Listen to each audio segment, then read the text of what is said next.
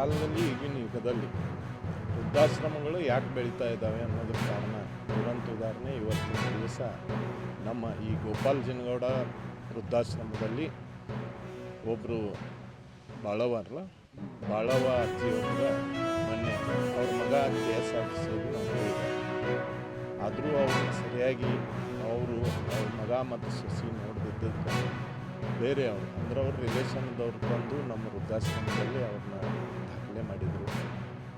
Actually ಈ ಒಂದು ಸಂದರ್ಭದೊಳಗೆ ನಾ ಹೇಳೋದು ಇಷ್ಟ, ತಾಯಂದಿರು ನಮ್ಮನ್ನು ಚಿಕ್ಕಂದಿನ ಹಿಡಿದು ದೊಡ್ಡವ್ರು ಮಾಡೋಂಥ ಎಷ್ಟು ಕಷ್ಟಪಟ್ಟಿರ್ತಾರೋ ಅವ್ರ ಮುಪ್ಪಿನ ಕಾಲದೊಳಗೆ ನಾವು ಅವ್ರನ್ನ ನೋಡಬೇಕು ಅನ್ನೋಂಥ ಪರಿಸ್ಥಿತಿ ಐತೆ. ಆದರೆ ಈಗ ಇವ್ರು ಮಾಡಿರೋದು ಒಂದು ದುರಾಘಟನೆ.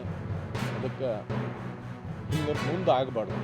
ವೃದ್ಧಾಶ್ರಮಕ್ಕೆ ದಯವಿಟ್ಟು ತಂದೆ ತಾಯಿಯವ್ರನ್ನ ಸೇರಿಸಬಾರ್ದು. ನಾವು ವೃದ್ಧಾಶ್ರಮ ಕಟ್ಟಿರೋ ಉದ್ದೇಶ ಯಾರಿಗೆ ಹೆಣ್ಣು ಮಕ್ಕಳು ಇರ್ತಾರೆ, ಮದುವೆಯಾಗಿ ಹೋದ್ಮೇಲೆ ಅವ್ರ ತಂದೆ ತಾಯಿ ಯಾರು ಅಂತೇಳಿ ನಾವು ವೃದ್ಧಾಶ್ರಮ ಅಂದ್ರೆ ನಮ್ಮ ಗೋಪಾಲ್ ಜಿನಗೌಡ ಅವ್ರದ್ದು ಒಂದು ಕನಸು. ಅವರು ಮುಂಬೈಯು ದೊಡ್ಡ ಸಿಟಿ ಒಳಗೆ ಅಡ್ಡಾಡಿ ಬಂದಾಗ ಭಾಳ ಜನರ ತ್ರಾಸು ನೋಡ್ಕೊಂಡು ನಾನು ಒಂದು ವೃದ್ಧಾಶ್ರಮ ಕಟ್ಟಬೇಕು. ಆದರೆ ಕಂಡೀಷನ್ ನಮ್ಮದು ಹಿಂಗಿಲ್ಲ, ಯಾರಿಗೆ ಹೆಣ್ಣು ಮಕ್ಕಳು ಅದಾರೋ ಅವ್ರನ್ನ ಮಾತ್ರ ನಾವು ವೃದ್ಧಾಶ್ರಮದೊಳಗೆ ಸೇರಿಸ್ಕೊಂಡು ಅನ್ನೋ ಉದ್ದೇಶ ಮಾಡಿದ್ವಿ.